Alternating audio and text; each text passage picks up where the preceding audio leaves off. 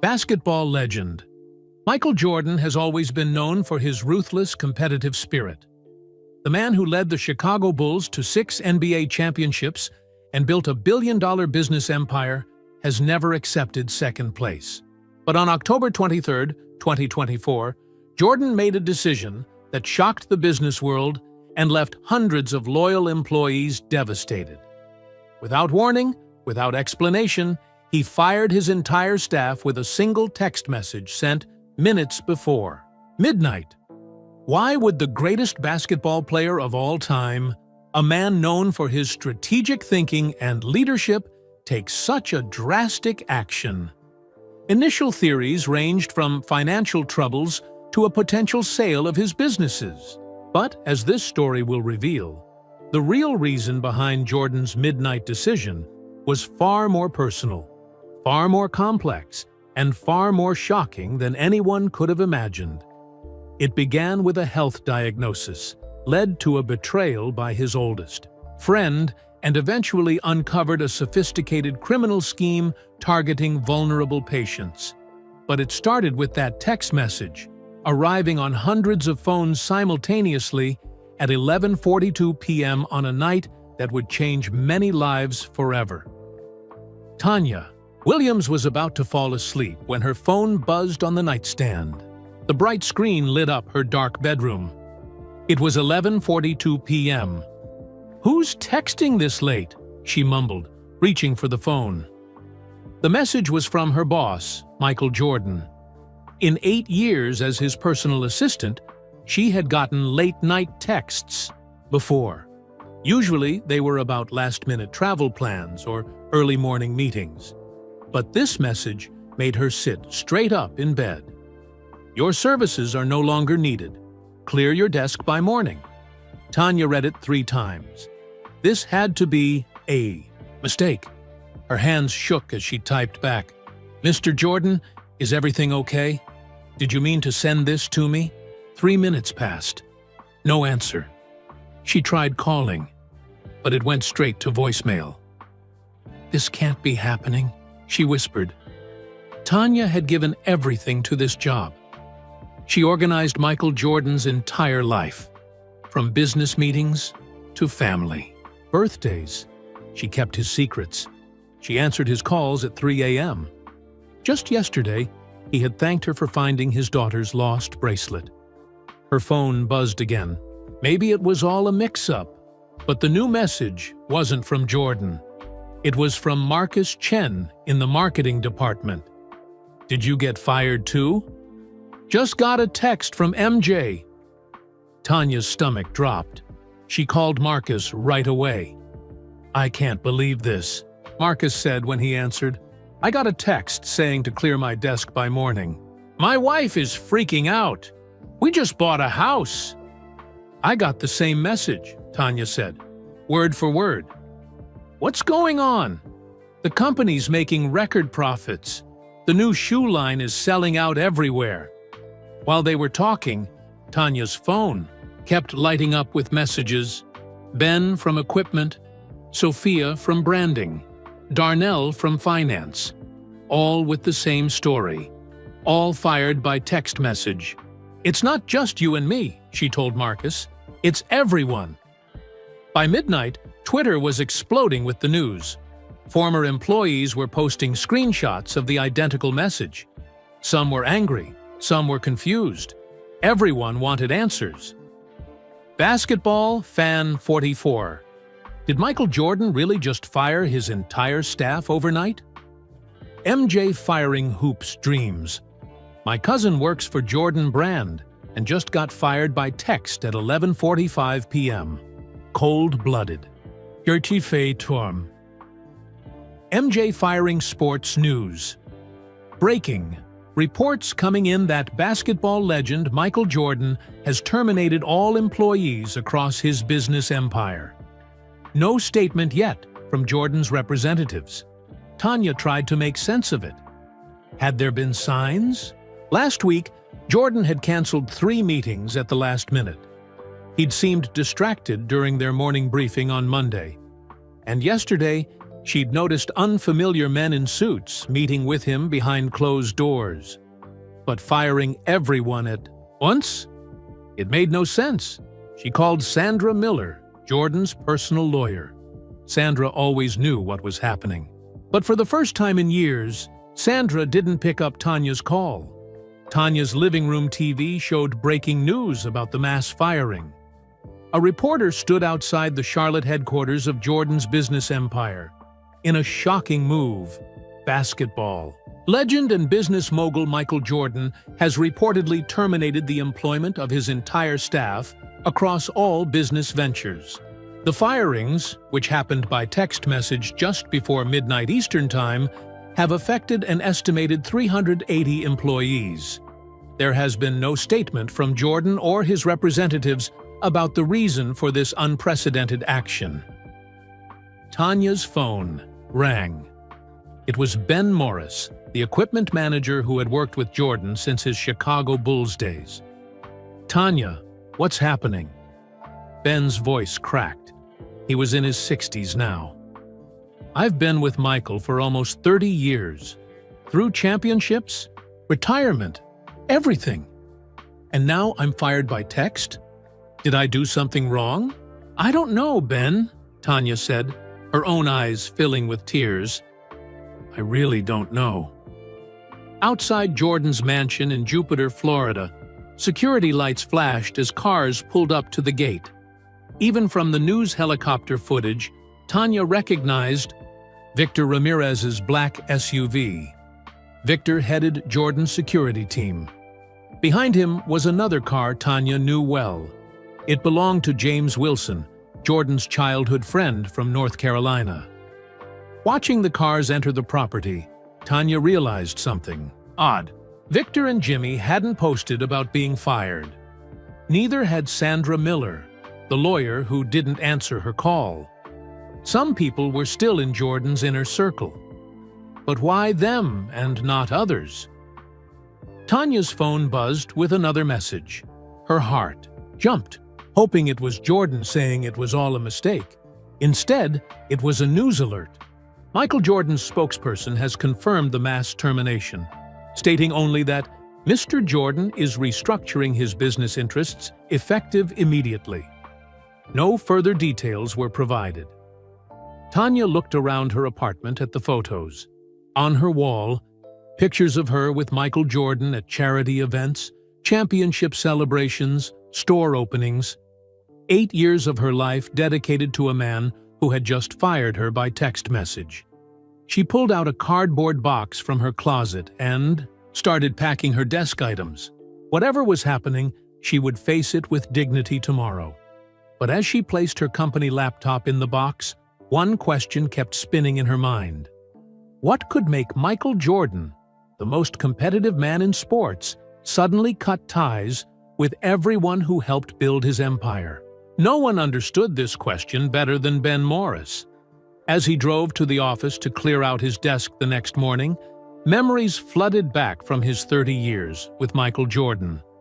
Ben had first met Jordan in 1984, back when Michael was just a skinny rookie with the Chicago Bulls. Ben was a young equipment manager then, making sure the players had everything they needed. Most rookies barely noticed him. But Michael was different. "Hey, what's your name?" Michael had asked on his first day. "Ben Morris, sir." "Don't call me sir." "I'm Michael," he'd said with that famous smile. "Make sure my shoes are always ready, Ben. The shoes matter more than people think." And Ben had never let him down. Through 6 NBA championships, 5 MVP awards, and 14 All-Star appearances, Ben made sure everything was perfect for Michael Jordan. Traffic slowed as Ben approached the Charlotte offices. News vans blocked the entrance. Reporters swarmed, former employees carrying boxes to their cars. Ben took a deep breath and parked in his usual spot, maybe for the last time. Inside, the building felt strange. Security guards who normally smiled now watched silently as employees cleaned out their desks. Ben walked to his small office in the back. 30 years of memories covered his walls. Photos, newspaper clippings, and memorabilia from Jordan's amazing career. Ben carefully took down a framed photo from the 1997 NBA Finals, the famous flu game. In the picture, an exhausted Michael Jordan leaned on Scottie Pippen after scoring 38 points while battling severe illness. The Utah Jazz crowd looked stunned in the background. Ben remembered that night like it was yesterday. Michael had been so sick he could barely stand up in the locker room before the game. "I don't think you should play tonight," Ben had told him. Concerned, Michael had looked up at him with fiery eyes. "We're not losing. Get my shoes ready." That was the Michael Jordan that Ben knew. A man who never quit, never took the easy way out, and never gave up on people who were loyal to him. So why this? Why fire everyone without warning? It made no sense. "Hey, Ben." Ben turned to see Darnell Washington, the chief financial officer, standing in his doorway. "Morning, Darnell. You packing up too?" Darnell nodded, his eyes red from lack of sleep. "I keep thinking I'll wake up and this will all be a bad dream." 2 days ago, I presented our quarterly reports to Michael. Profits are up 18%. He seemed pleased. Then, this happens. "Any theories?" Ben asked as he wrapped the flu game photo in bubble wrap. "People are saying all kinds of things. Some think he's selling everything.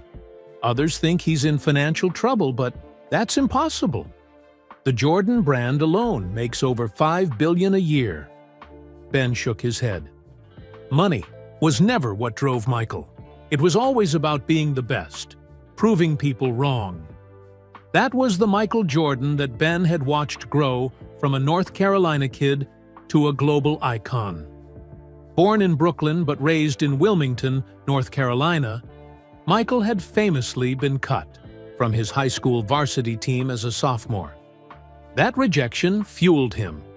He practiced harder than anyone, determined to prove his coach wrong. By senior year, he was a high school All-American. Ben pulled another photo from his wall. Jordan hitting the championship-winning shot against Georgetown in the 1982 NCAA Finals as a freshman at the University of North Carolina. "Did I ever tell you I was at this game?" Ben asked Darnell. "I was working as an assistant equipment manager for North Carolina." The look on Michael's face after he hit this shot, that's when I knew he was different. Not just happy, but like he always knew it would happen. Darnell stared at the picture. "Hard to believe the same man just fired us all by text message." Ben carefully placed the photo in his box. Next came a ticket stub from Michael's first game back from retirement in 1995, when he announced his return with the simple message, "I'm back." Through the window, Ben could see more employees arriving to clean out their desks. Some were crying. Others looked angry. These people had helped build Jordan's business empire after his playing days. The Jordan brand partnership with Nike, his ownership of the Charlotte Hornets, which he sold in 2023 for nearly $3 billion, his restaurants, car dealerships, and so much more. "You know what bothers me most?" Ben said quietly. "It's not losing the job. I'm old enough to retire anyway. It's not knowing why. After all these years, I thought I knew the real Michael Jordan." "Maybe none of us did," Darnell replied. Ben's phone buzzed with a news alert. He showed the screen to Darnell. Jordan's mass firing. Sources claim basketball legend Michael Jordan terminated all employees after discovering major breach of trust. Details still emerging. Breach of trust? Darnell frowned. "What does that mean?" Before Ben could answer, a security guard appeared at his door. "Mr. Morris? There's someone asking for you in the lobby. Says it's important." Ben followed the guard, curious. In the lobby stood a young woman with a press badge. "Mr. Morris? I'm Zoe Rivera from Sports Illustrated. I'm hoping you might help me understand what's happening here. Given your history with Michael Jordan—" "No comment," Ben said automatically. Despite everything, his loyalty to Michael ran deep. "Please, Mr. Morris. People deserve answers.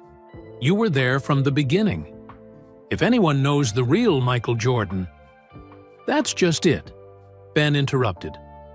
"I thought I did. Now I'm not so sure." As Ben walked back to his office, a memory surfaced from Jordan's final championship run in 1998. Before Game 6 against the Utah Jazz, Michael had pulled Ben aside. "Whatever happens tonight, remember this," Jordan had told him. "Sometimes you have to be willing to lose everything to win what matters most." At the time, Ben thought Michael was talking about the game. Now, he wondered if there was a deeper meaning he had missed. Ben placed the last photo in his box, Michael's iconic shot over Brian Russell to win the 1998 Finals, his final shot as a Chicago Bull. The perfect ending to a perfect career. Or, so it had seemed. What could make Michael Jordan, the most competitive man in sports, suddenly cut ties with everyone who helped build his empire? Ben Morris still didn't know the answer. But as he carried his box of memories out to his car, he couldn't shake the feeling that, like every game Michael Jordan had ever played, this move was strategic. And Michael Jordan never made a move without knowing exactly how it would end. Sophia Patel knew this better than most. As the marketing director for the Jordan brand, she had spent 5 years turning Michael's fame into a business empire worth billions. Now, as she packed up her office on the 10th floor, she wondered what endgame Michael was playing toward. Unlike Ben Morris, Sophia never knew Michael Jordan, the basketball player, at least not firsthand. She was only 8 years old when Jordan made his final shot for the Chicago Bulls in 1998. She knew him as a boss, a businessman, and the face behind the empire she helped build. "Crazy day, huh?" said a voice from her doorway. Sophia looked up to see Marcus Chen leaning against the Dr. frame, a cardboard box tucked under his arm. "That's one way to put it," she replied, carefully placing her awards in bubble wrap. Last year, her campaign for the Jordan 37 sneakers had won Best Sports Marketing at the National Advertising Awards. Michael had personally congratulated her at the ceremony. "I still don't get it," Marcus said, entering her office. "The numbers have never been better." Sophia nodded. The Jordan brand was making over $5 billion yearly for Nike, with Michael receiving an estimated $150 million of that annually. That was just one piece of his business empire. "Did you know," Sophia said, "when Michael first signed with Nike in 1984, he made $500,000 a year? His agent, David Falk, convinced him to choose Nike over Adidas. At the time, Nike was just a running shoe company trying to break into basketball." "Good call by his agent," Marcus said. "The best business decision in sports history. Now the Jordan brand makes more money than most entire sports leagues." Sophia stared at a poster on her wall.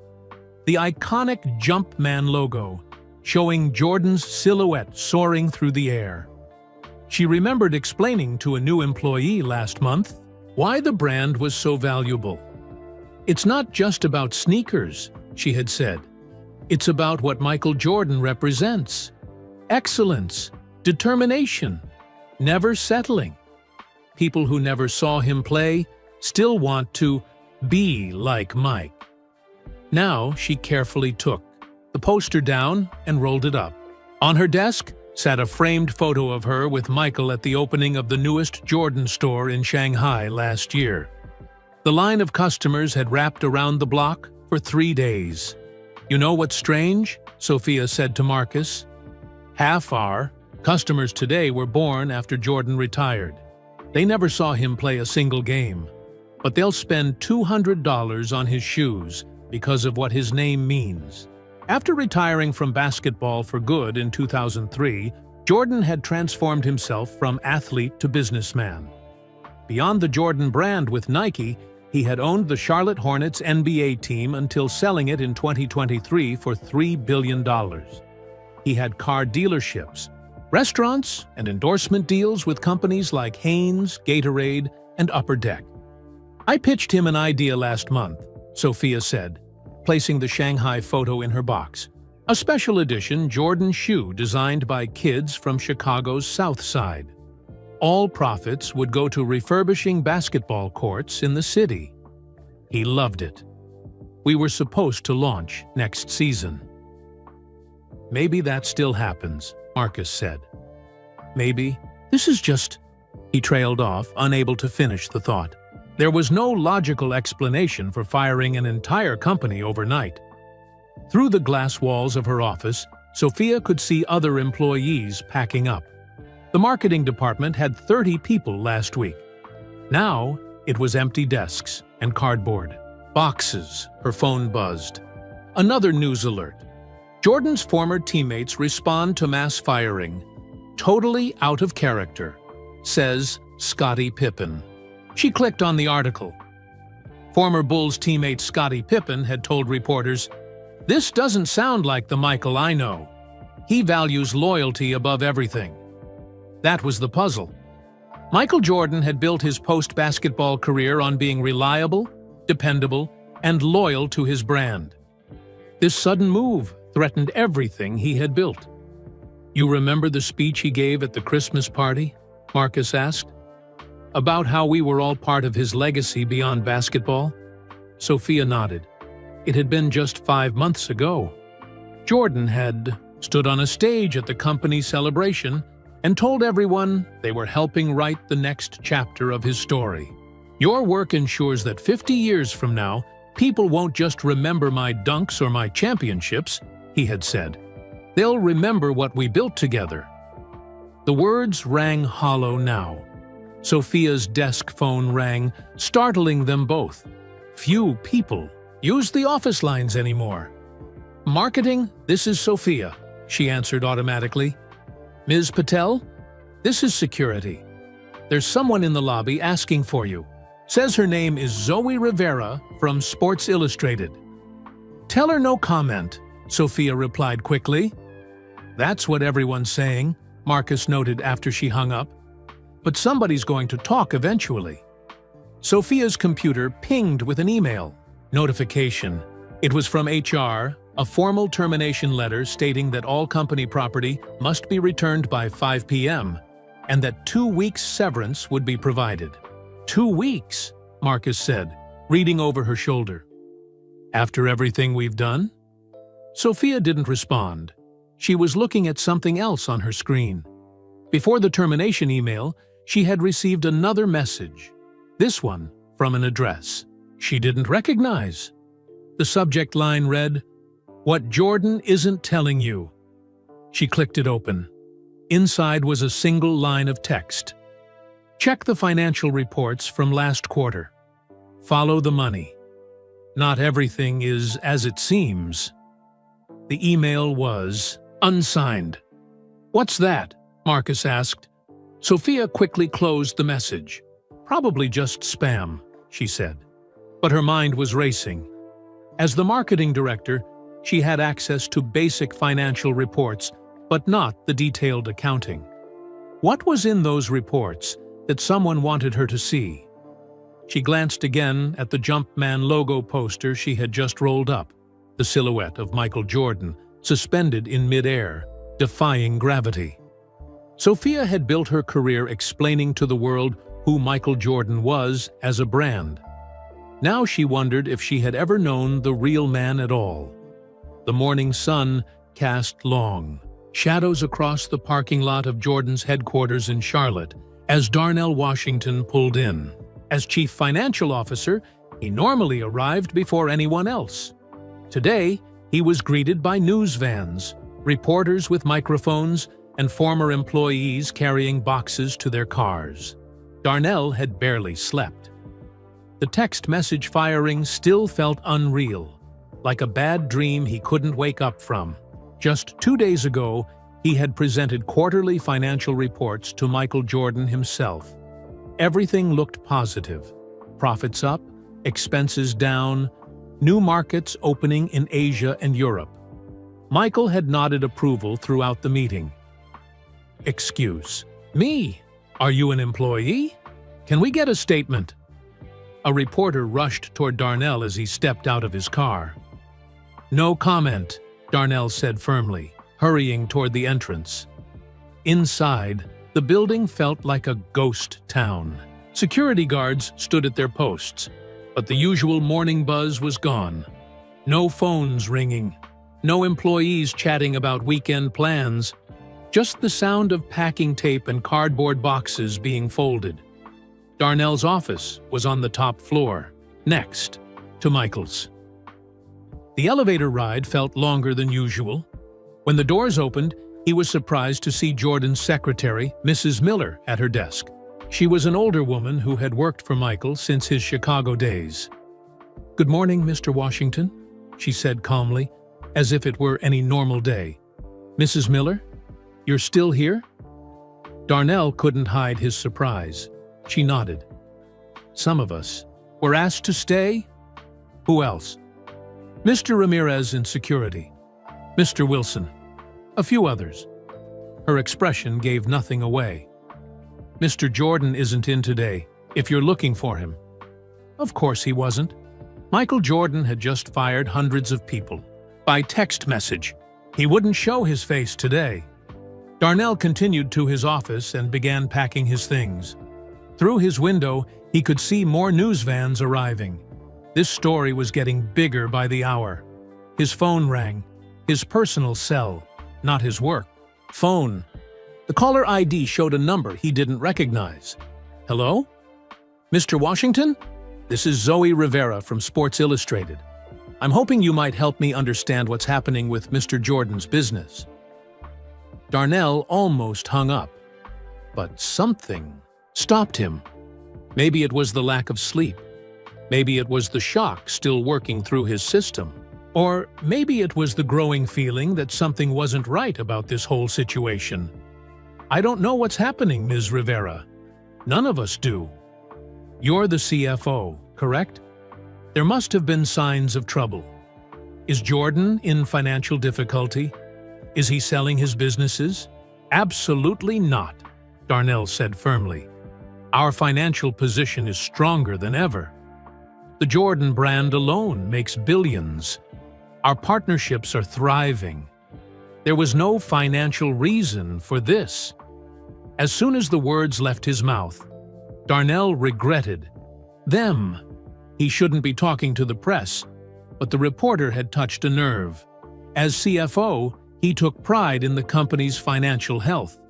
Then what explanation could there be for firing everyone overnight? Zoe pressed. "I have to go," Darnell said, ending the call. He sat at his desk, thinking. In his 15 years working for Michael Jordan, he had come to know the businessman. Careful, strategic, always thinking 3 moves ahead. This chaotic mass firing didn't fit the pattern. A knock at his door interrupted his thoughts. It was Victor Ramirez, head of security, a former FBI agent who had protected Jordan for over a decade. "Morning, Darnell. Sorry about all this." Victor's face was a mask of professional calm. "You knew about this, didn't you?" Darnell couldn't keep the accusation from his voice. Victor didn't deny it. "I'm here to escort you to the server room. We need your passwords and access codes before you leave. Are you?" Standard procedure for departing executives, but there was usually more notice. Darnell followed Victor to the elevator. "Can you at least tell me what's going on?" Darnell asked as they rode down to the basement. "I presented our financials to Michael 2 days ago. Everything was fine." "Was it?" Victor asked quietly. The question hung in the air. The elevator doors opened to the basement level, where the company's servers were kept. The room was cold and hummed with machinery. "What does that mean?" Darnell asked as they entered the server room. "It means sometimes things look fine on the surface, but Underneath. Victor trailed off. I need your master password. Darnell hesitated, then typed his password into the main terminal. Victor watched carefully. Now your encryption keys for the financial database. Again, Darnell complied. Something in Victor's tone made him nervous. Victor, I've done nothing wrong. I've managed Michael's finances honestly for 15 years. Nobody's saying you did anything wrong, Victor replied, but his eyes told a different story. As they left the server room, Darnell noticed something strange. Two men in suits he didn't recognize were waiting in the hallway.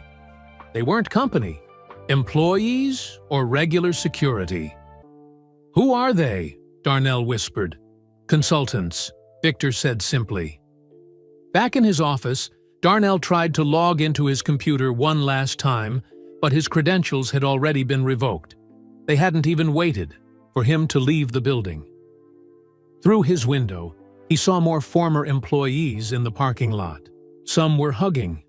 Others were talking to reporters. A few were just sitting in their cars, probably trying to process what had happened. His desk phone rang. Almost everyone was gone, but the phones still worked. Hello? Mr. Washington. There's someone in the lobby for you. Says her name is Sophia Patel. Darnell was surprised. The marketing director didn't usually seek him out. Send her up. A few minutes later, Sophia knocked on his open door. She looked like she hadn't slept either. Can I talk to you? She asked, glancing nervously down the hall. Sure, come in. Sanchinath closed the door behind her and spoke in a low voice. Did you get a strange email this morning? About checking the financial reports? Darnell stiffened. No. What did it say? It said to check last quarter's financial reports, to follow the money, that things aren't what they seem. Who sent it? I don't know. The address was just numbers. Darnell, what's in those reports? Nothing. Unusual, he said automatically, but a nagging doubt crept into his mind. He had prepared those reports himself, but Michael's private business interests were handled by a separate accounting firm. Darnell only saw the summaries. Are you sure? Sophia asked. Because firing an entire company overnight isn't normal behavior, even for someone as intense as Michael Jordan. Before Darnell could answer, his cell phone buzzed with a news alert. Sources claim Jordan's mass firing linked to major security breach. Sensitive personal and financial information allegedly compromised. He showed the screen to Sophia. A security breach? She whispered. What information? Darnell shook his head. I don't know. But if someone is accessing private financial records, the implications hung in the air. If someone inside the company was stealing information, it might explain the sudden, drastic action. But firing everyone? That still seemed extreme. I should go, Sophia said, standing. They want us out by noon. But Darnell, if you find out anything… Likewise, he nodded. After she left, Darnell looked once more at the headquarters he had helped build. Something wasn't adding up, and as a financial man, that bothered him deeply. In the parking lot, as he placed the last box in his trunk, he noticed a black SUV parked nearby.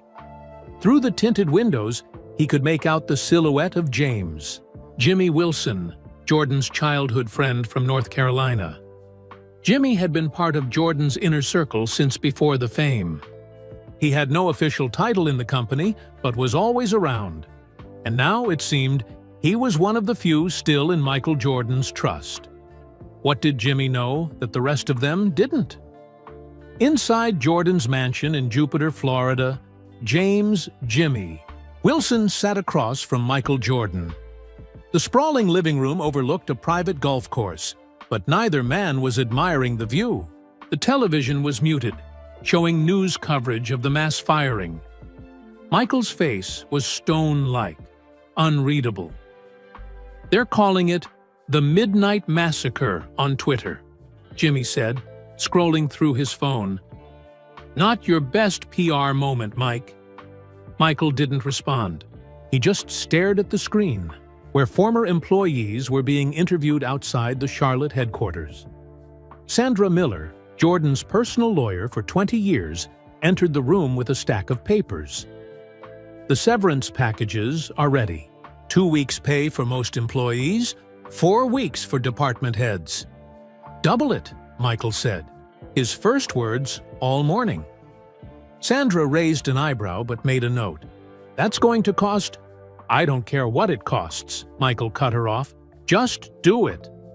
Victor Ramirez, head of security, was the last to join them. His face showed the strain of a sleepless night. "The system access has been locked down. Darnell, Washington just turned in his passwords. IT is doing a complete security sweep." Michael nodded. These 3 people, Jimmy, Sandra, and Victor, were the only ones he hadn't fired. The only ones he still trusted. Jimmy had known Michael since. They were kids shooting hoops on a cracked court in Wilmington, North Carolina. Before the championships, before the fame, before the billions, they had been just 2 skinny boys with basketball dreams. "Remember that night in high school when Coach Smith came to watch you play?" Jimmy asked suddenly. Michael looked up, surprised by the change in topic. "You had the flu. 102-degree fever. Your mom wanted you to stay home, but you said, 'Champions don't take sick days.'" Michael finished with a hint of a smile. That was the Michael Jordan that Jimmy knew. Relentless. Uncompromising. A man who took the famous flu game in the 1997 NBA Finals not as an exceptional moment, but as the expected standard. "The press is going to keep digging," Sandra warned. "We need a statement." "Not yet," Michael said firmly. Victor's phone buzzed. He checked the message and frowned. The AGE security team found another breach in the server logs. "Someone accessed your private medical files 3 weeks ago." Michael's jaw tightened. "Can they trace it?" "They're trying, but whoever did it was careful." They used credentials from 5 different employees to cover their tracks. Jimmy watched, his childhood friend, carefully. He had seen Michael Jordan face down the toughest defenders in NBA history without blinking. He had seen him sink game-winning shots with championships on the line. But he had never seen him look as worried as he did now. "Mike, maybe it's time to tell them the truth," Jimmy suggested gently. "Not until we know who's behind this," Michael replied. Sandra's phone rang. She stepped out to take the call, leaving the 3 men in tense silence. Victor had been with Michael since his second retirement in 1999. A former FBI agent, he had initially been hired as a bodyguard, but quickly became one of Jordan's most trusted advisors. He was the one who had first noticed the security breaches, the unusual access patterns, the information that seemed to be leaking from inside Jordan's organization. "I've got 2 more security specialists flying in this afternoon," Victor said. "Former NSA. If there's a trail, they'll find it." Michael nodded. "And the clinic? Extra security in place. Dr. Reynolds has been briefed. No visitors without direct approval from me." Jimmy looked between them. The clinic again. Michael had been making secret trips to a medical facility in Arizona for the past month. Something was happening that even Jimmy didn't fully understand. Sandra returned, her expression grave. "That was Dr. Reynolds. Your test results are back. He wants to discuss them today." Michael's face revealed nothing, but Jimmy saw his friend's hands tighten slightly on the armrests of his chair. "Schedule it," Michael said, "and make sure nobody knows where I'm going." "What about the press?" Sandra asked. "They're camping outside all your properties. The longer we wait to make a statement—" "Let them wait," Michael cut her off. "We do this my way." That was the Michael Jordan the world knew. The competitor who once said, I play to win, whether during practice or a real game. Jimmy had been there for all of it. Michael's father's tragic murder in 1993, his first retirement to play baseball, his comeback and second three-peat with the Bulls, his brief comeback with the Washington Wizards. Through all the triumphs and challenges, Jimmy had remained a constant presence, not as an employee, but as a friend. Now, watching Michael's face as he stared at the muted television, Jimmy felt a chill. Something was very wrong, beyond the security breaches and medical appointments. The door opened, and Mrs. Miller, Michael's longtime secretary, entered with a tray of coffee. "Sir, that reporter is back. Zoe Rivera from Sports Illustrated. She's interviewing former employees and asking about your trips to Arizona." Michael's eyes narrowed. How does she know about Arizona? Nobody answered. Somebody was talking. Somebody knew things they shouldn't know. "We find the leak," Michael said, his voice cold with determination. "We find who's behind this. Then we fix it all." Jimmy nodded, but a nagging worry grew inside him. Michael Jordan had always been a man with a plan, always 3 steps ahead of everyone else.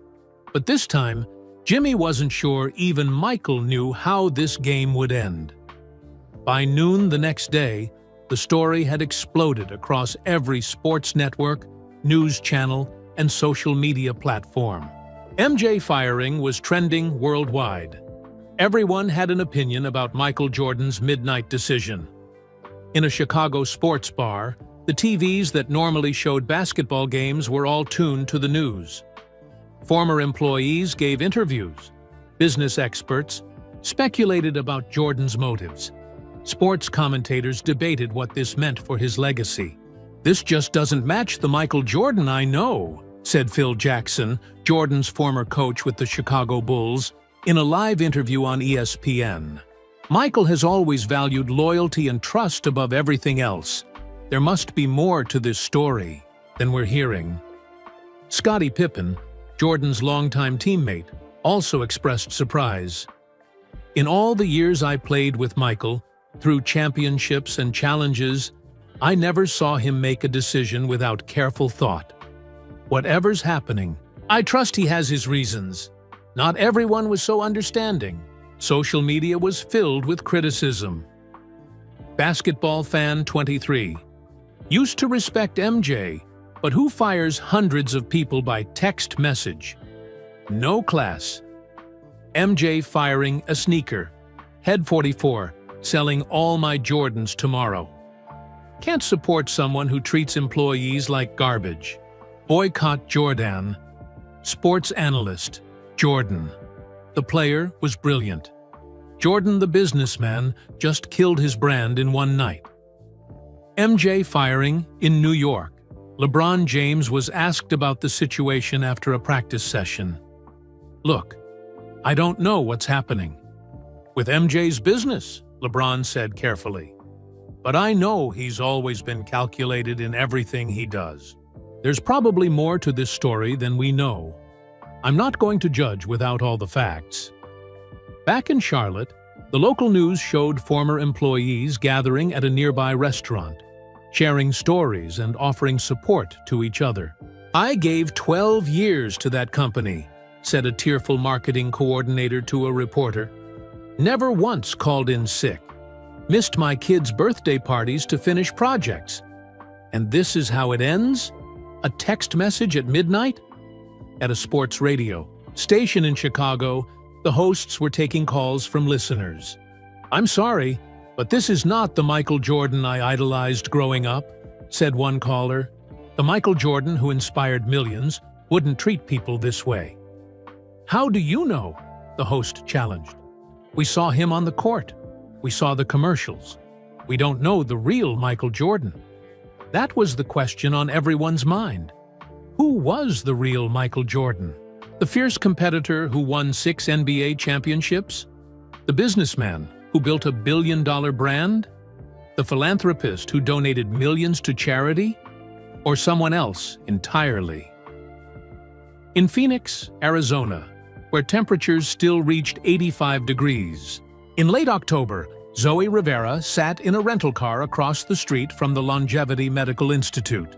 According to her sources, Michael Jordan had visited this exclusive clinic at least 5 times in the past month. Zoe was 32, a rising star at Sports Illustrated, known for digging deeper than most sports reporters. This story felt different from her usual features on up-and-coming athletes or analyses of championship teams. Something about the mass firing didn't add up, and Zoe was determined to find the truth. Her phone rang. Her editor in New York. "Please tell me you've got something," he said when she answered. "Everyone's covering this story, but nobody has anything solid, just speculation and reaction." "I'm working on it," Zoe replied, eyes still on the clinic entrance. "Did you get access to those flight records I asked for?" "Just came through. Jordan's private jet made 6 trips to Phoenix in the past month. Last one was 3 days ago. Always late-night arrivals, early morning departures. And the passenger lists? Just Jordan and his security chief on most flights. Last 2 trips included his friend James Wilson and lawyer Sandra Miller." Zoe made a note. "What about the photos I sent of the men in suits at Jordan headquarters yesterday?" "Nothing yet. They're not known security contractors. Might be private consultants. Still checking." As they spoke, a black SUV with tinted windows pulled up to the clinic. Victor Ramirez stepped out first, scanning the area before opening the rear door. Michael Jordan emerged, wearing a baseball cap pulled low and sunglasses despite the cloudy day. "I've got to go," Zoe said quickly. "Jordan just arrived at the clinic." "Get me something concrete, Rivera. Not just speculation." Zoe ended the call and grabbed her camera, snapping several photos as Jordan entered the clinic. Even in disguise, his tall frame and distinctive walk were unmistakable. Her phone buzzed with a text from an unknown number. "Medical records. Security breach. Not what you think. Be careful who you trust." Zoe stared at the message. Was it from one of the fired employees? Someone inside Jordan's remaining inner circle? Or someone trying to throw her off track? Meanwhile, at Jordan's mansion in Florida, Sandra Miller was monitoring the media coverage. "It's not good, Michael," she reported. "The story is everywhere. Former employees are giving interviews. Your brand partners are getting nervous. Nike's stock dropped 3% this morning." Michael seemed unmoved, staring out at the ocean through floor-to-ceiling windows. "Your foundation board is asking questions too," Sandra continued. "The charity gala next month. Cancel it," Michael said. "It's your biggest fundraiser of the year. You can't just—" "I said cancel it." His tone left no room for argument. Sandra's phone buzzed. She checked the message, and her expression changed.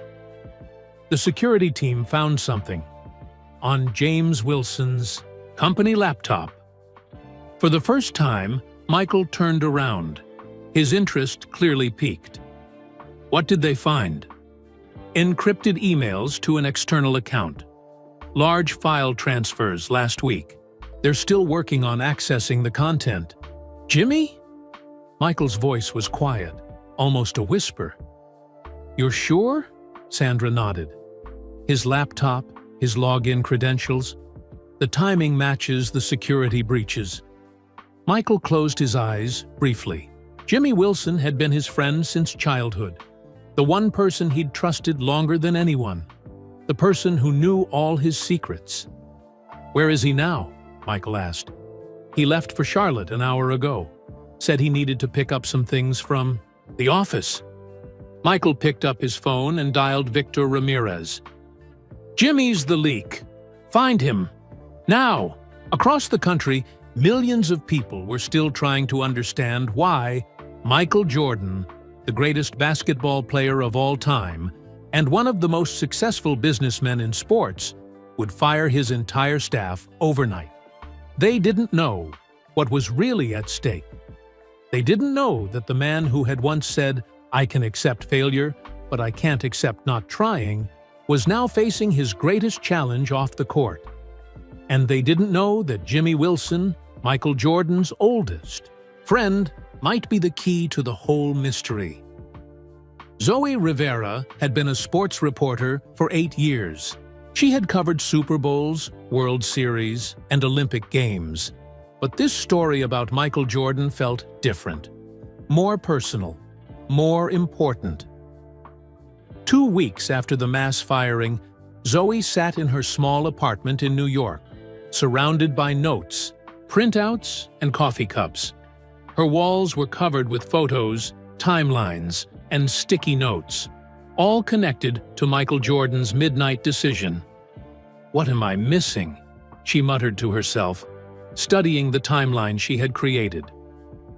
September 15th, Jordan makes his first visit to the Longevity Medical Institute in Phoenix. September 28th, second visit to the clinic. October 3rd, Jordan cancels 3 business meetings with no explanation. October 10th, third visit to the clinic. October 12th, security team at Jordan headquarters begins internal investigation. October 17th, fourth visit to the clinic, this time with James Wilson. October 20th, Jordan meets with unknown consultants at headquarters. October 21st, fifth visit to the clinic with both Wilson and lawyer Sandra Miller. October 23rd, Jordan fires entire staff at 11:42 p.m. via text message. Something happened in that 6-week period. Something that made Michael Jordan, known for his loyalty and strategic thinking, take the most drastic action of his business career. Zoe's editor had given her a month to dig into this story. 2 weeks had passed, and while she had gathered lots of information, she still didn't have the answer to the most important question. Why? Her phone rang. The caller ID showed Ben Morris. The former equipment manager had been hesitant to talk at first, but after a week of gentle persistence from Zoe, he had agreed to meet. "Mr. Morris, thank you for calling back." "Call me Ben," he said. His voice sounded tired. "I've been thinking about what you asked, about Michael's behavior before the firing." "Did you notice anything unusual?" Zoe asked, grabbing her notebook. "Not at first. But looking back, he canceled a shoe design meeting in early October. Never happened before. Michael never misses those meetings. He's particular about his shoes. Always has been." Zoe made a note. "This was around October 3rd?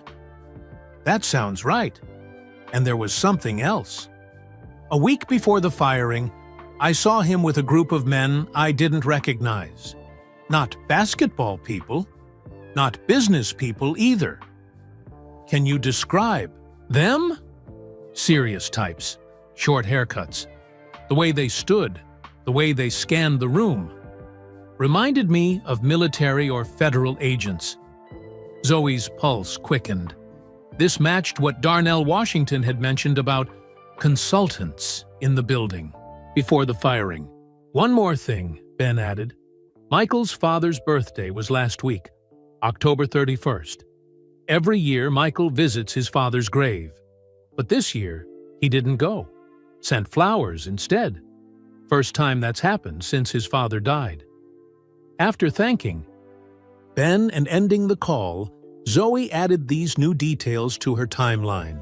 James Jordan, Michael's father, had been murdered in July 1993, a tragedy that had profoundly affected Michael and contributed to his first retirement from basketball. Her next call was to Sophia Patel, the former marketing director. Unlike Ben, Sophia had been eager to talk. "I've been doing some digging of my own," Sophia said when she answered. "About that email I received about checking the financial reports." "Did you find anything?" Zoe asked. "Not in the regular reports, but I remembered something, Last year, Michael started a new charitable foundation separate from his main one. It's called the J.J. Hart Foundation. J.J.? James Jordan, Michael's father. The foundation funds research into cardiomyopathy. Zoe wrote it down. What's cardiomyopathy? It's a heart condition. I looked it up. It makes the heart muscle harder to pump blood. Can lead to heart failure if untreated. Zoe felt a chill. Did Michael's father have this condition? I don't know for sure, but it would explain the foundation, focus, and what? The Longevity Medical Institute in Phoenix? They specialize in advanced treatments for heart conditions, including cardiomyopathy. After the call, Zoe searched for information about the J.J. Hart Foundation.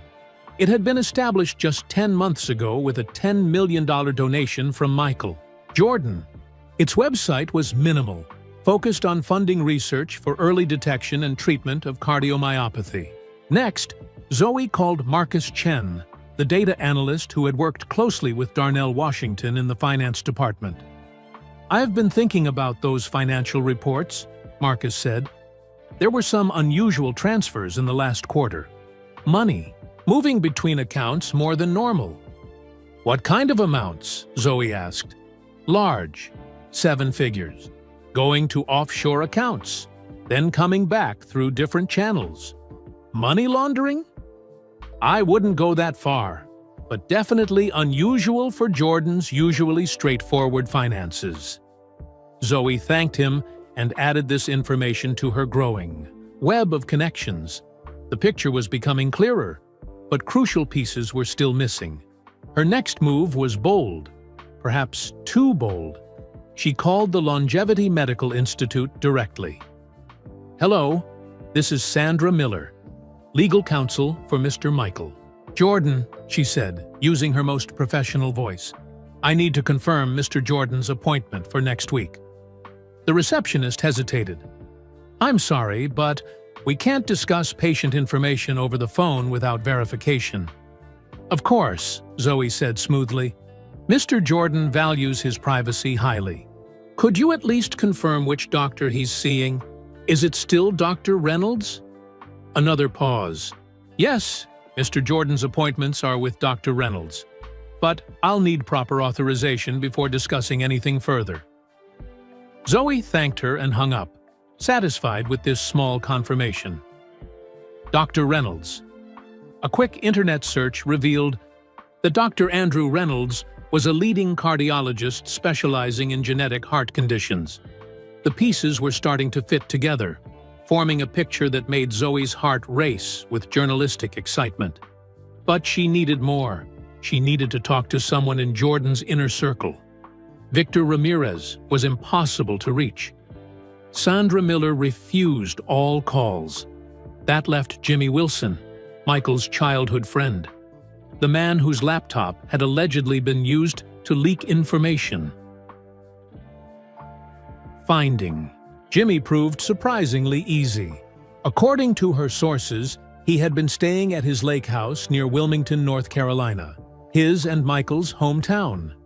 Zoe booked a flight to Wilmington for the next morning. Before packing, she added one more connection to her wall of evidence: a string between J.J. Hart Foundation, Dr. Reynolds, and cardiomyopathy. Was Michael Jordan sick? Did he have the same heart condition that his father had suffered from? And if so, what did that have to do with firing his entire staff? The next morning, as her plane descended toward Wilmington, Zoe reviewed her notes. According to her sources, Michael Jordan had not been seen in public since his last visit to the clinic. His private jet had made 2 trips between Florida and Chicago, but none to Phoenix in the last week. Jimmy Wilson's lake house was on a quiet cove hidden by tall pine trees. Zoe parked her rental car a quarter-mile away and walked, not wanting to alert him to her presence. As she approached, she noticed something strange. No lights were on despite the overcast day, and no cars were in the driveway. She rang the doorbell. No answer. She tried calling Jimmy's cell phone, which went straight to voicemail. Looking through a window, she could see the house was empty. No furniture, no personal items. Jimmy Wilson had vanished.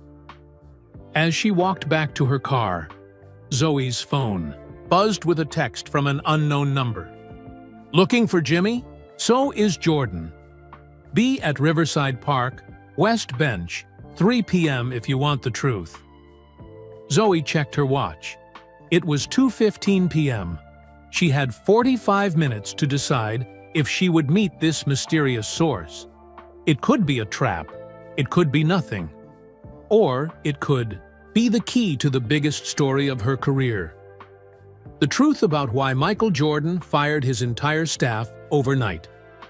While Zoe Rivera pursued her investigation, the former employees of Jordan's business empire were facing the harsh reality of sudden unemployment.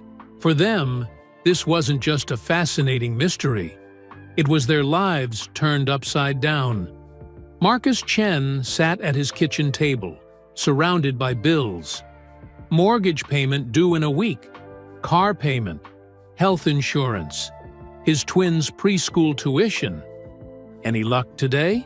His wife May asked gently, placing a cup of coffee in front of him. Marcus shook his head. 2 more rejections. Everyone wants to talk about why Jordan fired me, not about my actual skills. 6 months ago, Marcus had convinced May to move from Seattle to Charlotte for his dream job as a data analyst with Jordan's company. They had bought a house, enrolled the twins in a good preschool, and started building a life. Now, with a mass firing on his resume, finding a new position was proving difficult. We could always move back to Seattle, May suggested. My parents would help until we get back on our feet. Marcus nodded, but didn't respond. Moving across the country had been hard enough the first time. Doing it again, now with the shadow of failure hanging over them, felt like giving up. His phone buzzed with a text from Sophia Patel. Meeting at Carlos's Cafe at 2. Few of us getting together. Come if you can. Across town, Tanya Williams, Jordan's former personal assistant, was cleaning out her closet. 8 years of working. For a billionaire had left her with a wardrobe of designer suits and dresses, clothes bought for charity galas, product launches, and VIP events. She wouldn't need them for her job interview at a local insurance company tomorrow. Tanya had devoted her entire adult life to Michael Jordan's schedule, needs, and secrets. She had missed her sister's wedding because Jordan needed her on a business trip to China. She had postponed dates, canceled vacations, and worked through holidays. Her reward? A text message firing and 2 weeks severance pay. The worst part wasn't the job loss, it was the feeling of betrayal. Just a week before the firing, Jordan had thanked her for always having his back. She had believed him. She had trusted him. Her phone rang. It was Ben Morris, the equipment manager. "You, heading to Carlos's later?" he asked. "I don't know, Ben. What's the point? More complaining about Michael? More theories about why he did it? It's not about Michael. It's about us. We need each other right now." After hanging up, Tanya stared at her reflection in the mirror. 8 years of loyalty reduced to nothing in a single moment. She picked up her phone and texted Ben back. "I'll be there." At 63, Ben Morris was facing a different kind of challenge. After 30 years with Michael Jordan, who would hire him now? Too young to retire, too old to start over. Ben sat in his small apartment, holding the framed photo from the flu game that had once hung in his office. That night in Utah, he had seen the real Michael Jordan, sick, exhausted, but refusing to give up. It was the Michael Jordan that Ben had admired for 3 decades. The man who had fired everyone by text message, Ben didn't know who that was. His phone rang. It was a number he didn't recognize. "Hello? Mr. Morris? This is Zoe Rivera. I need to ask you about Jimmy Wilson." Ben hesitated. He had already told the reporter what he knew. "What about him?" "Did he? You ever notice anything unusual about his relationship with Michael? Any tension? Any arguments?" "Not really. They've been friends forever." Jimmy was one of the few people who knew Michael before the fame. Treated him normal, you know? Michael, like that. What about professionally? Did Jimmy have access to sensitive information? Financial records? Medical data? Ben thought about it. Jimmy wasn't an official employee, but he was always around, had access to everything. Michael trusted him completely.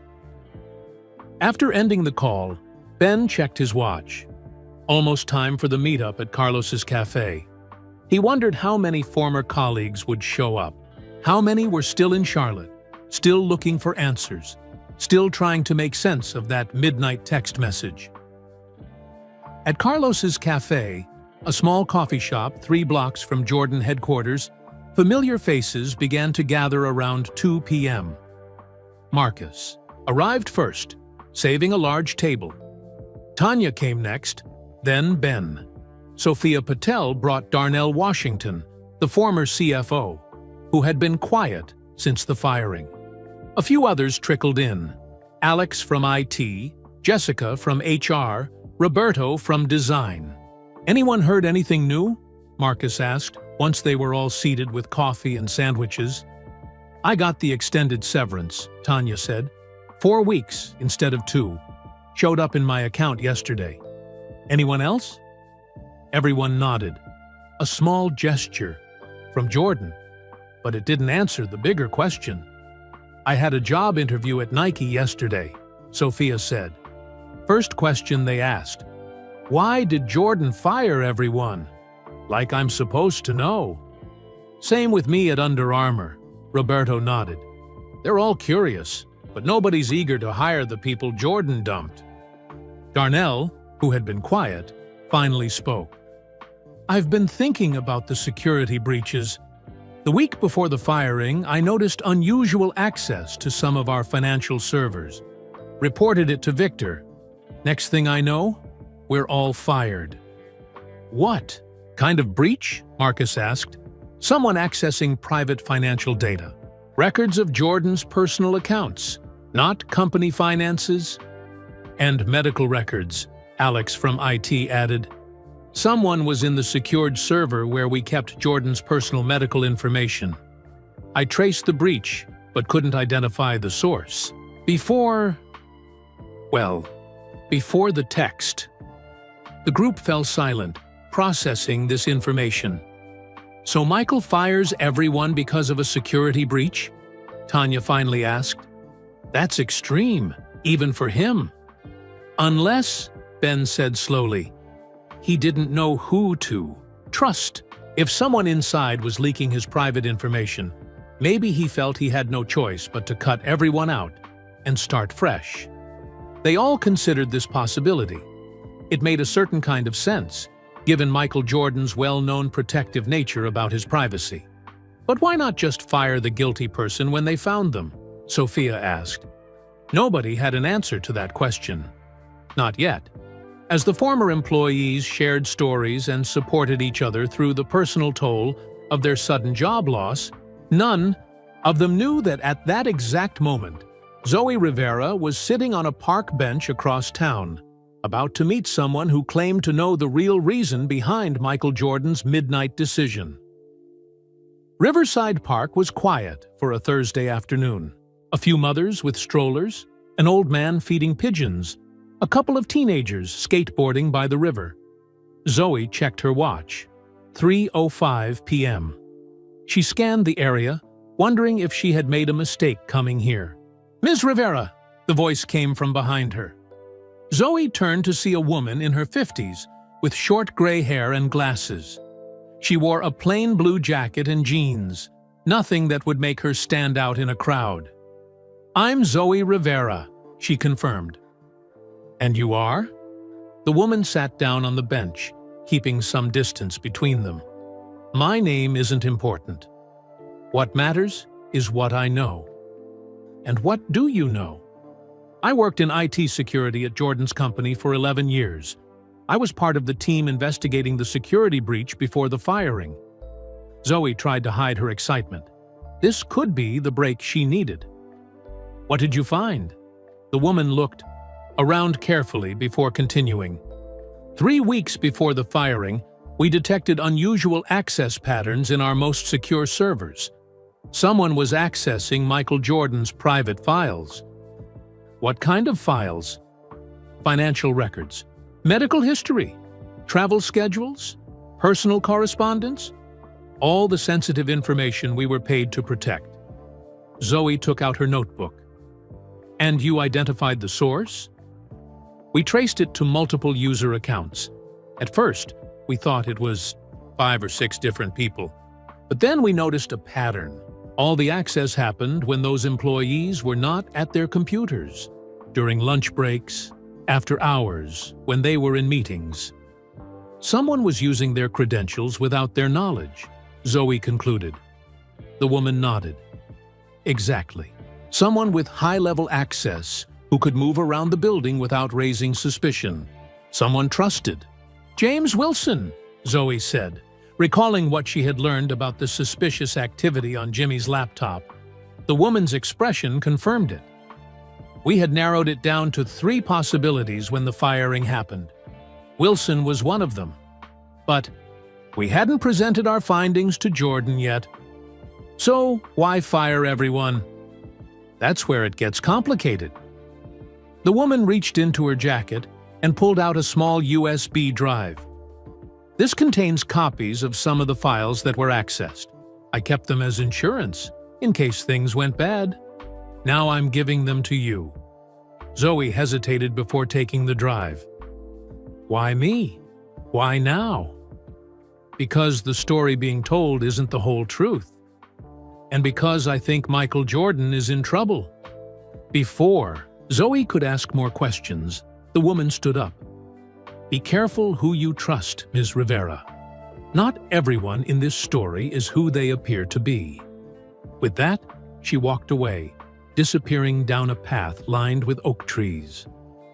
Back in her hotel room, Zoe plugged the USB drive into her laptop. It contained dozens of files organized into folders. She clicked on one labeled Medical and found copies of Jordan's recent test results and doctor's notes from the Longevity Medical Institute. As she read through them, her heart sank. The reports confirmed her suspicion. Michael Jordan had been diagnosed with hypertrophic cardiomyopathy, the same condition that had affected his father. The doctors were concerned about an accelerated progression of the disease and had recommended aggressive treatment protocols. Another folder labeled Financial contained records of large transfers to offshore accounts, just as Marcus Chen had mentioned. But these records showed something more concerning. The money wasn't just moving between Jordan's accounts. It was being systematically diverted to accounts belonging to a company called Pinnacle Health Innovations. Zoe searched for information about Pinnacle and found it was a private research firm specializing in experimental medical treatments not approved by the FDA for use in the United States. The picture was becoming clearer, but key pieces were still missing. Why fire everyone? How did Jimmy Wilson fit into all this? A third folder labeled Communications contained copies of emails and text messages. Most were routine business correspondence, but one exchange caught Zoe's attention.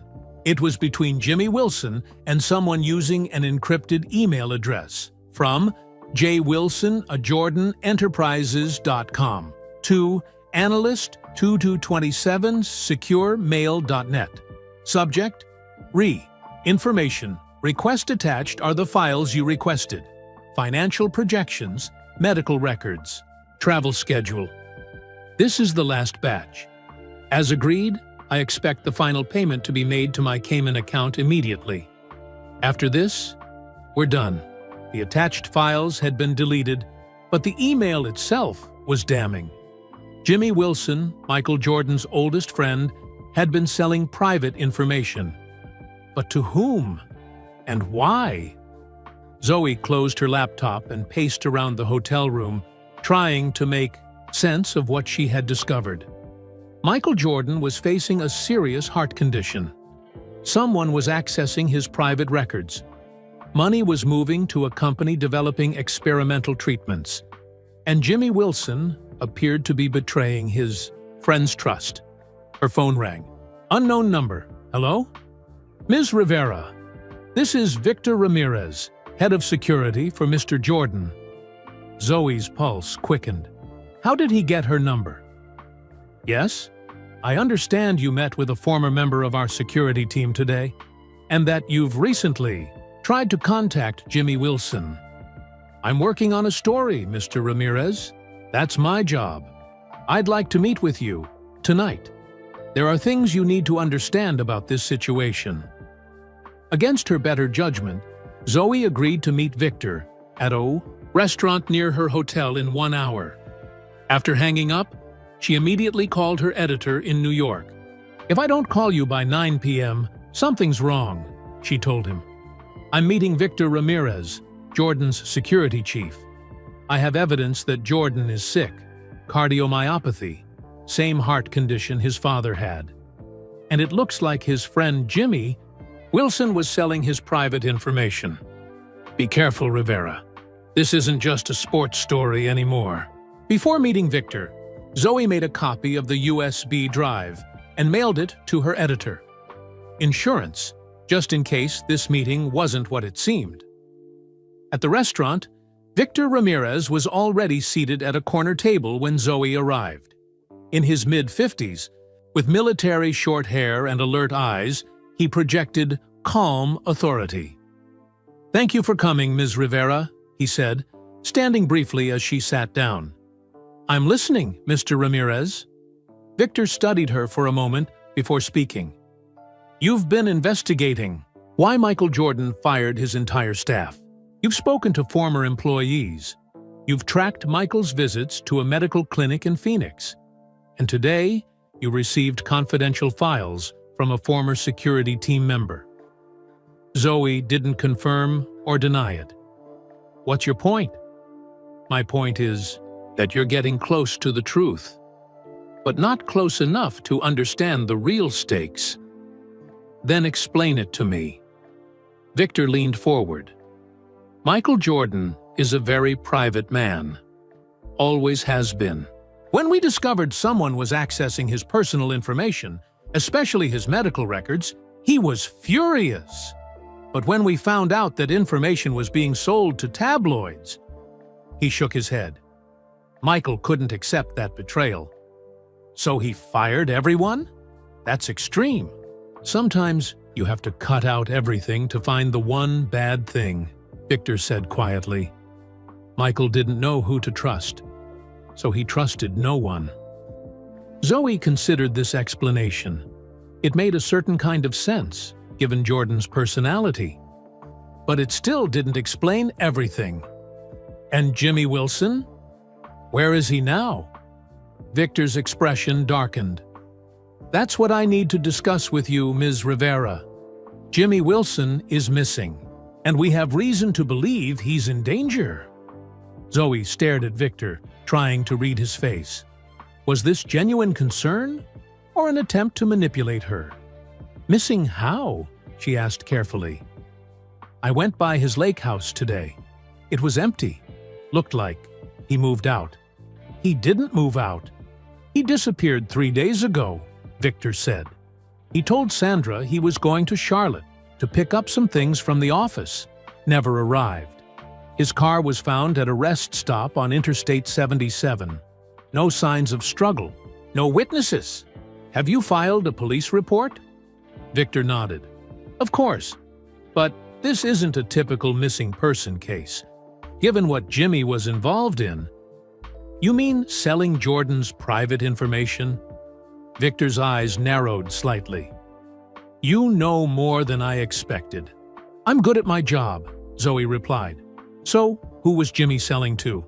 Tabloids? Competitors? Gamblers looking for health information? We don't know yet, Victor admitted, but I have a theory. He pulled out his phone and showed Zoe a photo. It showed Jimmy Wilson meeting with a man in a hotel lobby. The man's face wasn't clearly visible, but he wore an expensive suit. This was taken last month in Phoenix. The man Jimmy is meeting works for Pinnacle Health Innovations. Zoe recognized the name from the financial records. The company developing experimental medical treatments. Victor seemed surprised by her knowledge but continued. Yes, they specialize in treatments not approved in the U.S., specifically for certain heart conditions. Like hypertrophic cardiomyopathy, Zoe said. Victor was silent for a moment. You really have been thorough, he finally said. Yes, that's correct. Michael was diagnosed 4 months ago, the same condition his father had. And Pinnacle offered some kind of experimental treatment for a price, a very high price. Money wasn't the issue for Michael, but he was cautious, wanted to research them thoroughly before committing. That's when the information leaks started. Zoe was beginning to see the full picture. Someone at Pinnacle was using Jimmy to get Jordan's medical and financial information, to pressure him into paying for their treatment. Victor nodded. That's our theory. Jimmy was always financially careless. Gambling debts, bad investments. Michael bailed him out more than once over the years. So, what changed? Why did Jordan fire everyone if he knew Jimmy was the leak? Because he didn't know for certain, Victor explained. We had suspicions, but no proof. And Michael didn't want to believe it. Jimmy was like a brother to him. Been with him since they were kids in Wilmington. Zoe thought back to the timeline she had created. The 5th visit to the clinic in Phoenix, Jimmy went with Jordan. That's when he connected with Pinnacle? We think so, Victor confirmed. A week later, we found the first evidence of the information breach. 2 days after that, Michael made the decision to fire everyone. It still seems extreme, Zoe noted. Michael Jordan doesn't do anything halfway, Victor said with a hint of a smile. He wanted to smoke out the leak without tipping them off. If he had just confronted Jimmy or fired a few people, whoever was behind this might have covered their tracks. By creating chaos with the mass firing, he hoped to catch someone making a mistake. As Victor spoke, Zoe's phone buzzed with an email alert. It was from her researcher in New York.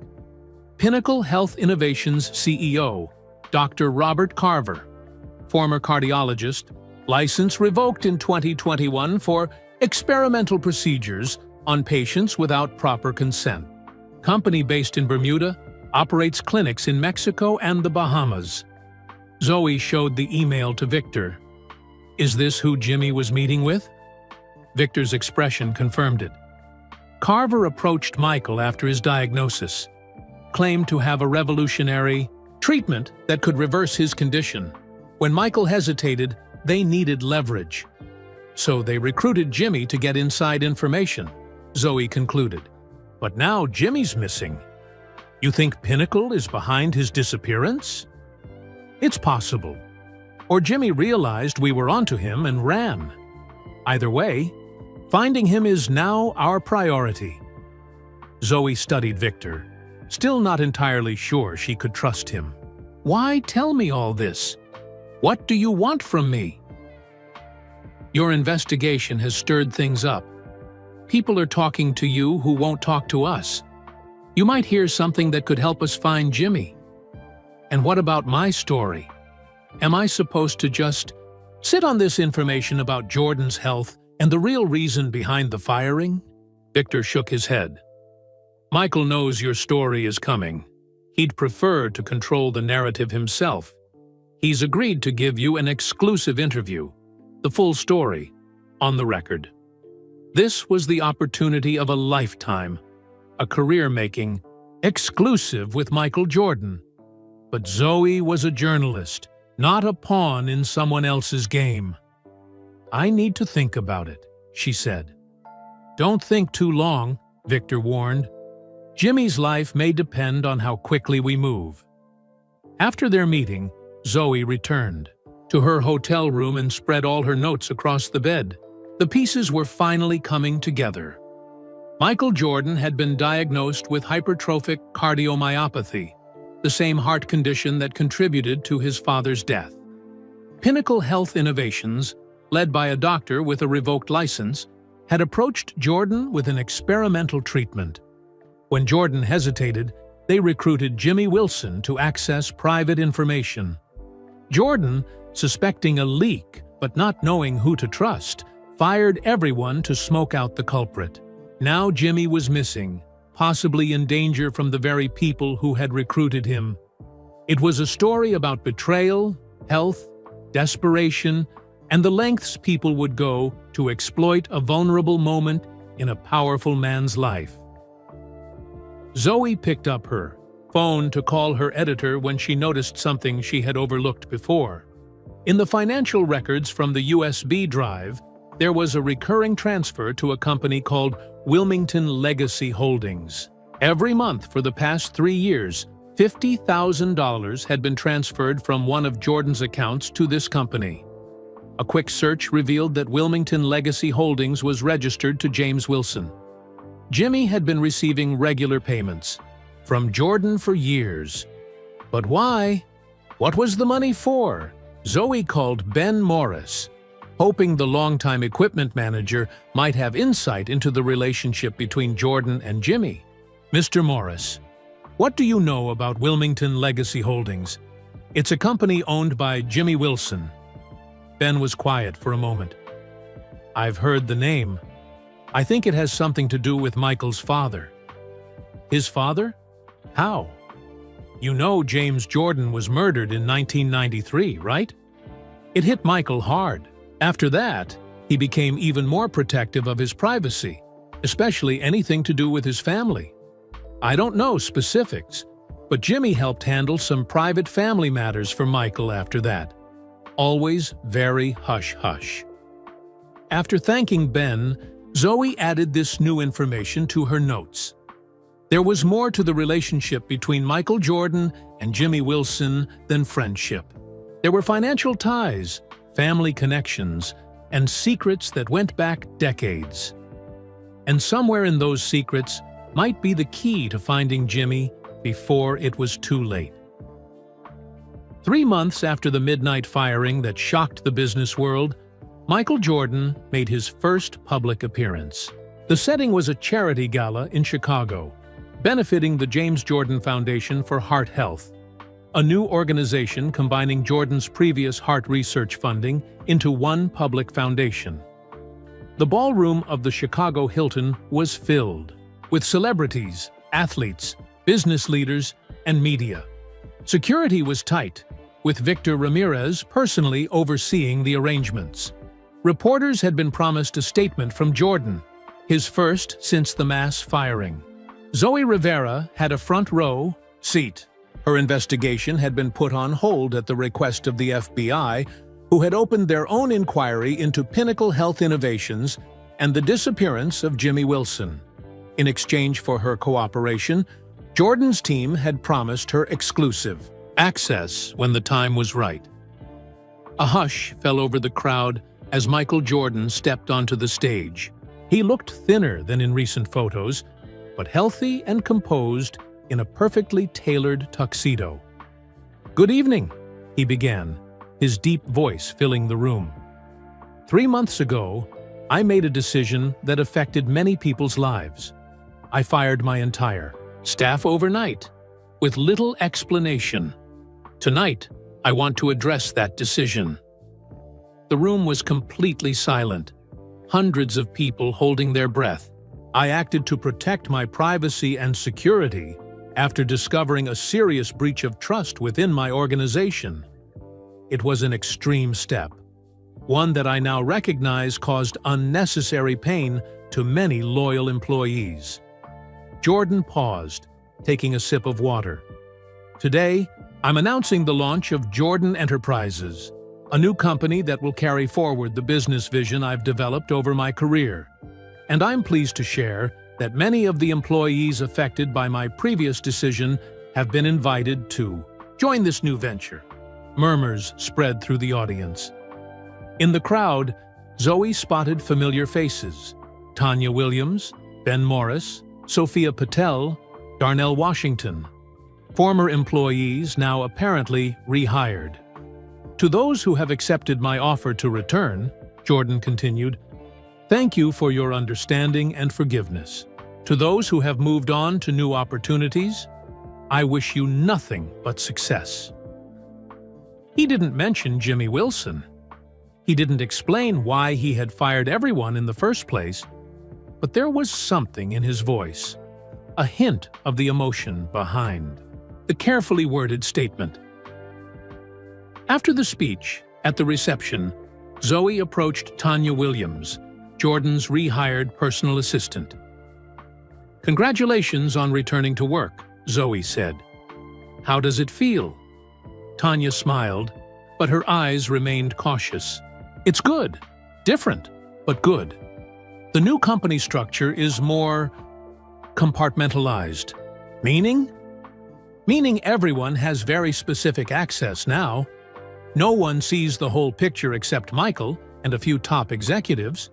And everyone who came back had to sign new confidentiality agreements, added Darnell Washington, joining their conversation. Much stricter than before. Was there any explanation about why you were all fired? Zoe asked. Darnell and Tanya exchanged glances. Not specifically, Darnell said. Just what Michael said in his speech. A security breach. A breach of trust. And you're okay with that? No detailed explanation after everything you went through? Tanya shrugged. The severance was generous. The return offer even more so. And she hesitated. And what? Michael apologized to each of us personally, Tanya said quietly. I've worked for him for 8 years. I've never heard him apologize like that before. Across the room, Jordan was speaking with a group of doctors from the Mayo Clinic. He looked energetic, engaged, not like someone suffering from a serious heart condition. Had the experimental treatment worked? Or had the diagnosis been wrong? Sophia Patel approached, elegant in a black dress. Ms. Rivera, I hear you've been working with the FBI on finding Jimmy. I've shared what I know, Zoe said carefully. Any news on his whereabouts? Sophia shook her head. Nothing official, but there are rumors. What kind of rumors? That he's in witness protection, that he's working with authorities to bring down Pinnacle. Before Zoe could ask more questions, Victor Ramirez appeared at her side. Ms. Rivera, Michael would like a word. With you? In private. Victor led her to a small conference room adjacent to the ballroom. Michael Jordan was waiting, looking out the window at the Chicago skyline. Thank you for your patience, Ms. Rivera, he said without turning around. I understand you've been sitting on quite a story. I'm a journalist, Mr. Jordan. It's my job to find the truth. Now he turned to face her. And what truth have you found? That you were diagnosed with hypertrophic cardiomyopathy, the same heart condition that affected your father. That Pinnacle Health Innovations offered an experimental treatment. That Jimmy Wilson was selling your private information, possibly to Pinnacle. And that you fired everyone to smoke out the leak. Jordan's expression remained neutral. Impressive research. Is Jimmy alive, Mr. Jordan? I believe so, Jordan said after a pause. The FBI has reason to think he's in Mexico, possibly under duress. And your health? The treatment?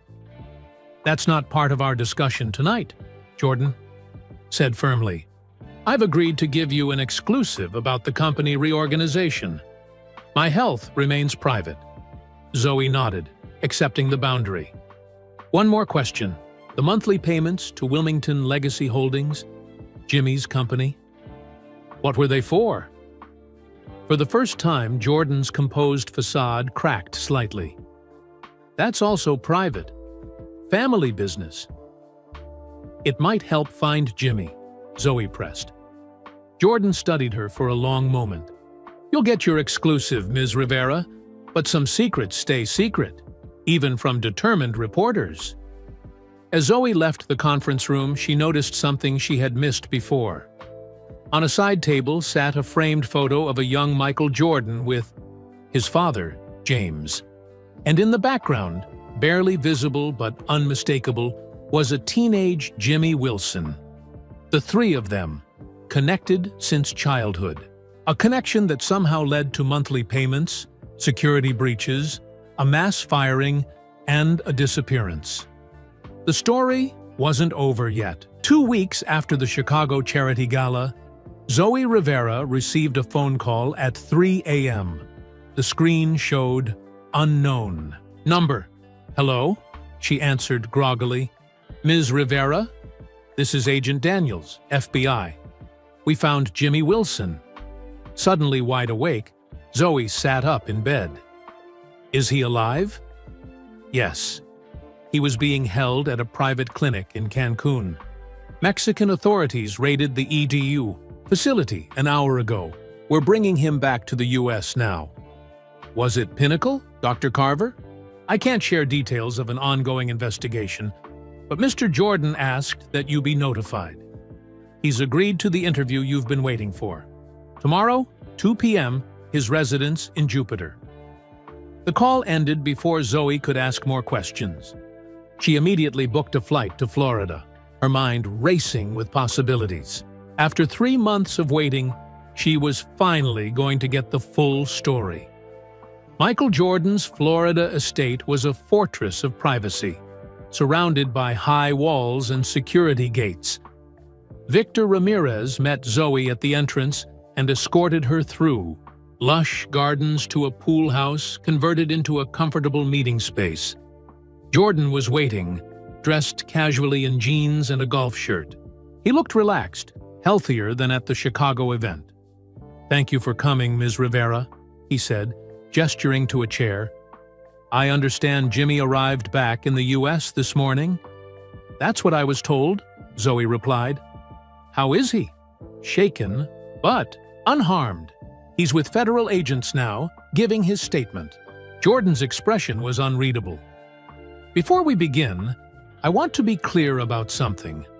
I've agreed to tell you the full story, but parts of it remain off the record. Family matters stay private. Are we clear? Zoe nodded. I understand. Good. Jordan settled back in his chair. I was diagnosed with hypertrophic cardiomyopathy in July, the same condition my father had before his murder in 1993.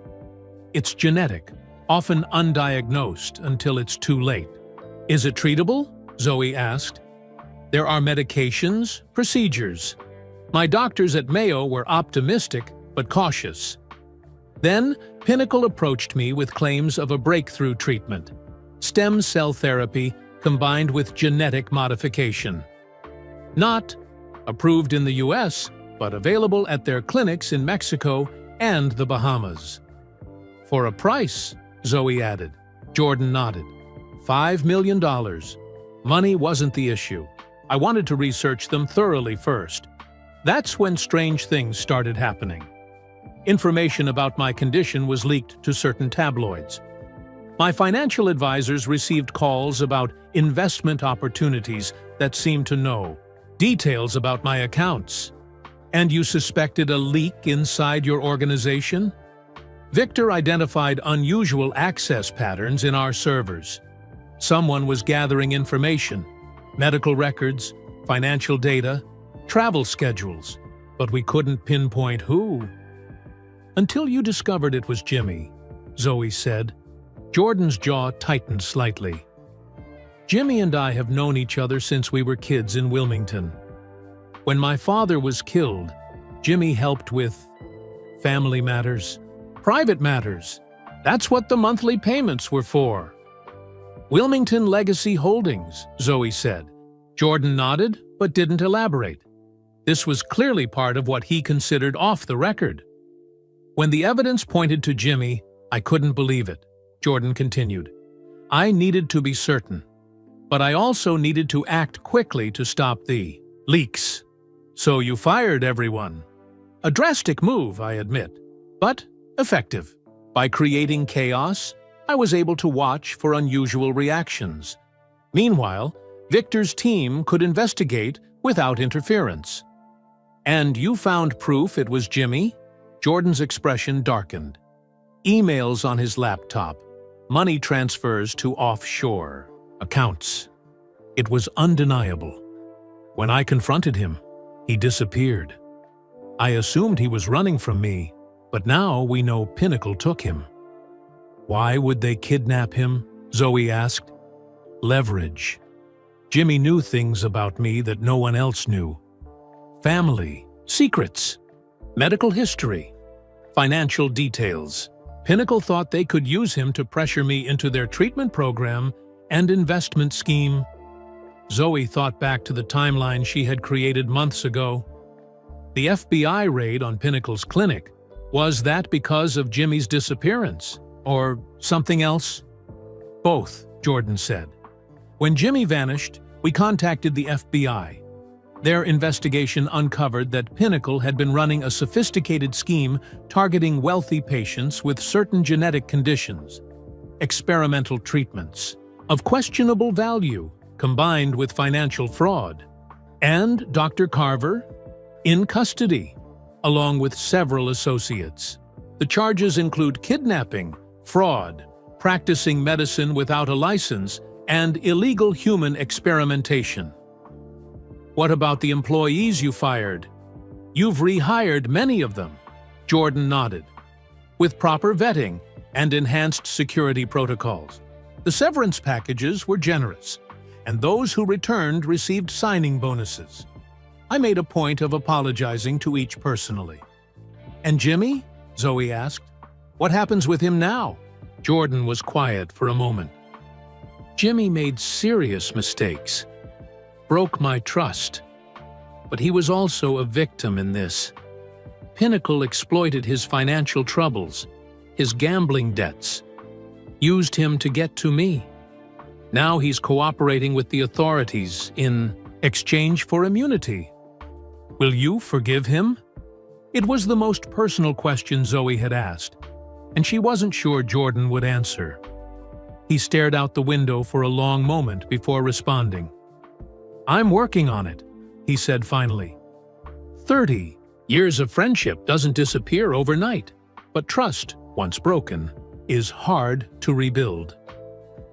As their interview concluded, Zoe had one last question. Your health condition, how are you managing it? I'm following my doctor's recommendations at Mayo. Medication, lifestyle changes, monitoring. The condition is serious, but manageable. Jordan's tone made it clear this was all he would say on the matter. Before Zoe left, Jordan handed her a folder. This contains financial records, email evidence, and FBI statements about Pinnacle's operation. Everything you need to complete your story.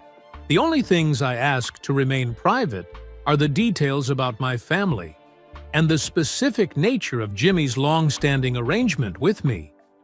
2 weeks later, Zoe's exclusive story was published in Sports Illustrated. Michael Jordan's Midnight Decision. The real story behind the mass firing became the magazine's most read article of the year, later winning a prestigious journalism award.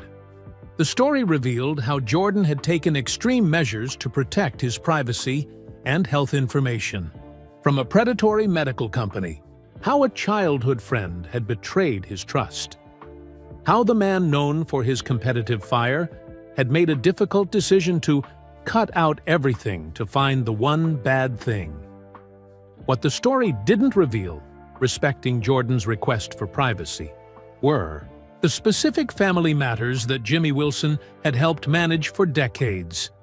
The true nature of Wilmington Legacy Holdings remained a secret between the two men. 6 months after the article was published, at the opening of a new cardiac research center funded by the James Jordan Foundation, Michael Jordan made a surprise announcement.